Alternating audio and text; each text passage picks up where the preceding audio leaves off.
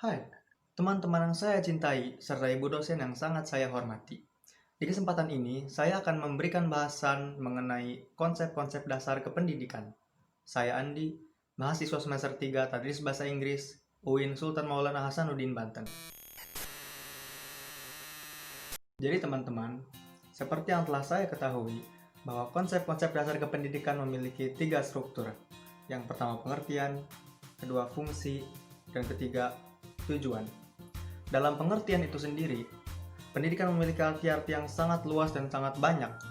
Namun saya hanya akan membacakan beberapa arti yang bersifat umum, etimologi, serta pendapat tokoh besar kita, Pak Ki Hajar Dewantara.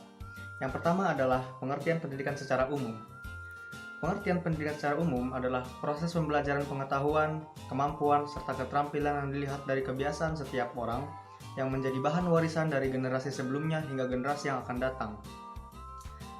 Dan secara etimologi, pendidikan berasal dari kata education atau eductum, adalah proses kemampuan serta keahlian diri yang terus berkembang terus-menerus secara individual. Dan menurut Ki Hajar Dewantara, pendidikan adalah proses penunjang kekuatan kodrat sebagai manusia yang memiliki akal dalam menguasai pengetahuan pada peserta didik, dengan tujuan manusia dapat meninggikan derajatnya melalui pendidikan yang setinggi-tingginya. Tapi kawan-kawan, di luar dari pengertian-pengertian yang sudah saya sebutkan tadi, saya berusaha mengambil sedikit kesimpulan dari arti dari sebuah pendidikan bagi diri saya pribadi. Jadi, pendidikan menurut saya pribadi adalah suatu tradisi atau kegiatan yang dilakukan dengan tujuan untuk mengembangkan diri, bakat, serta akhlak yang ada di dalam sanubari setiap manusia. Mengapa demikian? Karena dahulu guru saya pernah mengatakan kalau sebenarnya hidup kita itu adalah pendidikan.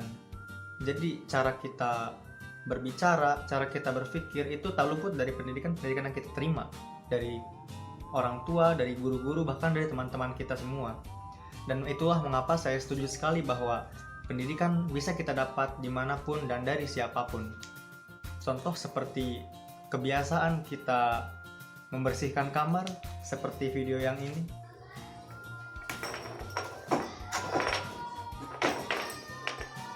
Atau kebiasaan kita membereskan tempat tidur, seperti yang ini.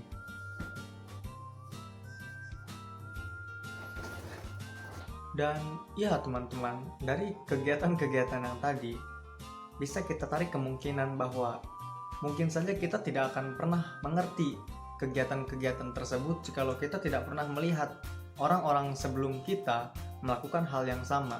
Itulah mengapa bahwa pendidikan itu sangat berpengaruh kepada diri kita masing-masing, karena dari pendidikan tersebut membentuk sebuah karakter yang akan menjadi kebiasaan kita semua.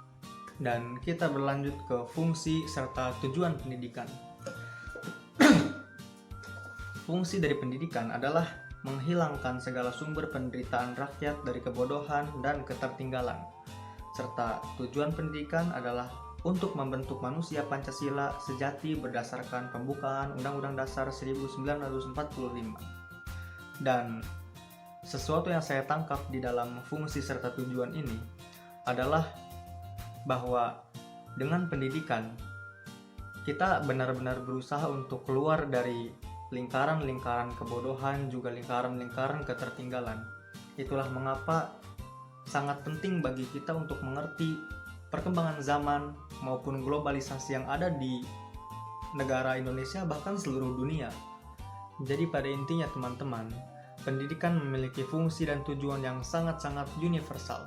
Mengapa universal? Karena fungsi dan tujuan pendidikan tidak hanya tertuju pada satu objek. Itulah mengapa tidak ada ruginya bagi kita jikalau kita berusaha meningkatkan derajat-derajat kita lewat pendidikan-pendidikan yang kita tempuh. Bahkan kita bisa lebih mulia lagi jikalau kita bisa mendidik generasi-generasi di bawah kita. Mungkin cukup sekian bisa saya sampaikan. Terima kasih atas segala perhatian dan mohon maaf atas segala kekurangan.